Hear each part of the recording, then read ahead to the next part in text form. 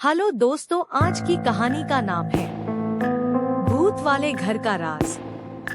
गांव के बाहर एक घने जंगल के पास एक पुराना और उजड़ा हुआ हवेली थी। लोगों का मानना था कि उस हवेली में एक भयानक आत्मा का वास था। कोई भी उस हवेली के पास जाने की हिम्मत नहीं करता था। कहते थे कि वहां जो भी गया वापस नहीं आया। इस हवेली का नाम ही सबके बीच खौफ का प्रतीक बन चुका था।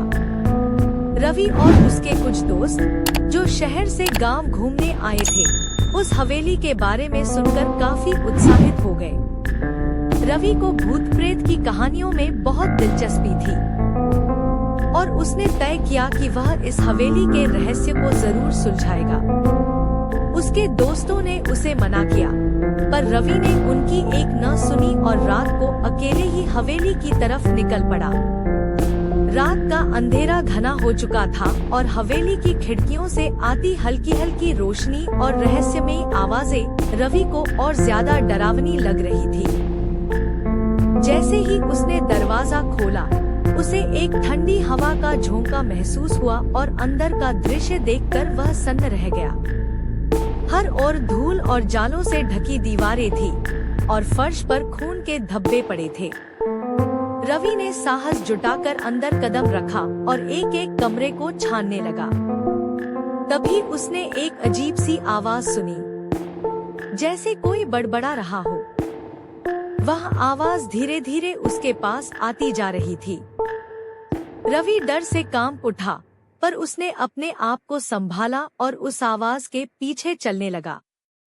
वह आवाज हवेली के एक अंधेरे कोने से आ रही थी। वहां एक पुरानी कुर्सी पर एक बुढ़िया बैठी हुई थी। उसकी आंखें लाल थीं और चेहरा बेहद डरावना था। रवि की सांसें थम गई। उसने देखा कि बुढ़िया के पास एक पुरानी किताब थी जिसमें कई तस्वीरें और मंत्र लिखे हुए थे।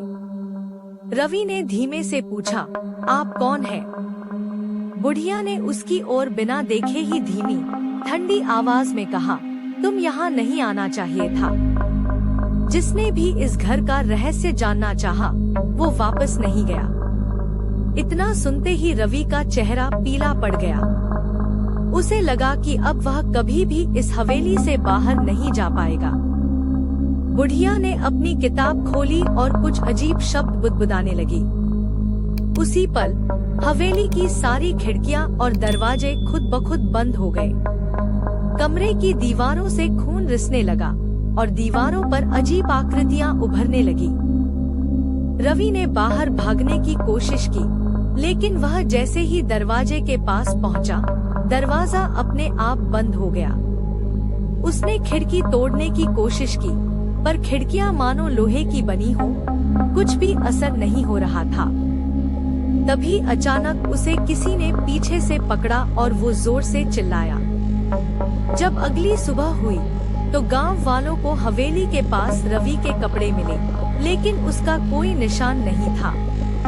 कहते हैं कि अब हवेली में रात को दो आवाजें आती हैं, एक बुढ़िया की और दूसरी रवि की, जो किसी को मदद के लिए पुकारती है।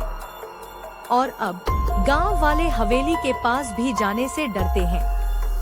कोई नहीं जानता कि उस भूत वाले घर का असली राज क्या है, पर यह तय है कि जो भी जानने की कोशिश करता है, वह वापस नहीं लौटता। अगर आपको हमारी भूत वाले घर का राज कहानी पसंद आई होगी तो हमारे चैनल को सब्सक्राइब, लाइक, कमेंट, शेयर जरूर करें। धन्यवाद।